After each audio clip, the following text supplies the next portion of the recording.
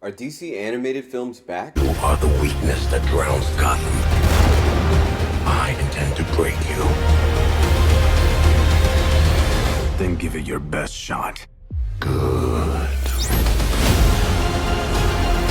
Welcome back to the channel, and today we're going to be talking about Batman Knightfall Part 1 and if it holds up to the DC cartoons that have come up before, or if it's just the same old nonsense that we've been getting for a minute. I'm not gonna lie, DC has been known to be dominant in the animated film division, whether it's Superman and Batman Public Enemies, Superman and Batman Apocalypse, Batman Gotham Knight, the list goes on and on and on. There are so many animated films, and then we got to a point where the Tomorrowverse came. I think we can all say that the Tomorrowverse was kind of... It's the biggest piece of dog shit. You know, garbage?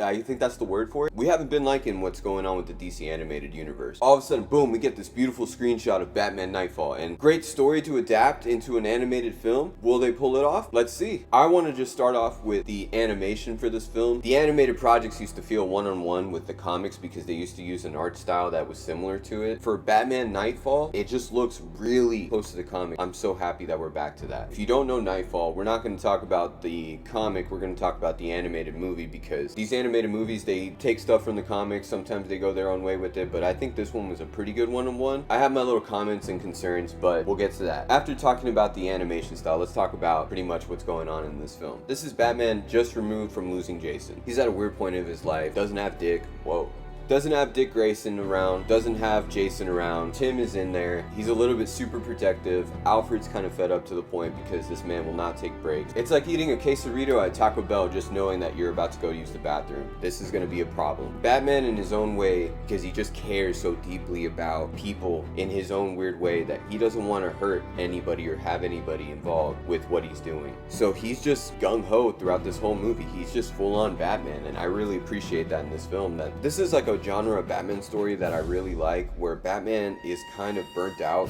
As much as he's the world's greatest detective, everybody around him sees the obvious, that he's not okay. And throughout this film, you get cadences of just what's going on with Bruce, Batman, and how he's feeling emotionally. I love it, but it's also chaotic because you get the introduction of Bane as well. You get to see how he comes up and why he is the way he is and why he's super violent and just wants to cause chaos in Gotham. I really do love it. I love Tim Drake in this film. Tim Drake kills it. Tim Drake gets a lot of slander out of all the Robins, but he's honestly one of my favorites outside of Dick. Tim is the best detective, and this dude is showing it off in this film. If you're a Tim Drake fan, you know, we up. Azrael, really cool introducing him. I like that they brought Azrael to the screen finally. I feel like we get Azrael in like a few things like the games, but in this film they really gave him his moment to just be a character for a second. Although it's not a lot, but I liked what I got with him. Me personally, I think this film is worth watching. I think we are kind of back. I think it's a really good Batman film too. Like, I really do love how Batman progresses as a character throughout this film and all the characters reacting around him. I think it's a really good film. It's a step in the right direction. I have some critiques. I just feel like maybe if this film wasn't a part 1 and part 2 and we got like a full long, I don't mind like a 4-hour cartoon, but maybe that's just me. If we just got the whole story just right there and it didn't feel like it was paced to end a certain way, I feel like I would have liked it a little bit more, but I understand what they're doing. But I do feel like part 1, before we got into everything, it felt a little weird, and then we finally got like some sort of footing, and then once we started taking off, it just kept going. I don't say it's bad. I just really think it was like weird to split films into part 1 and 2 when they're just animated stories that we used to just kind of,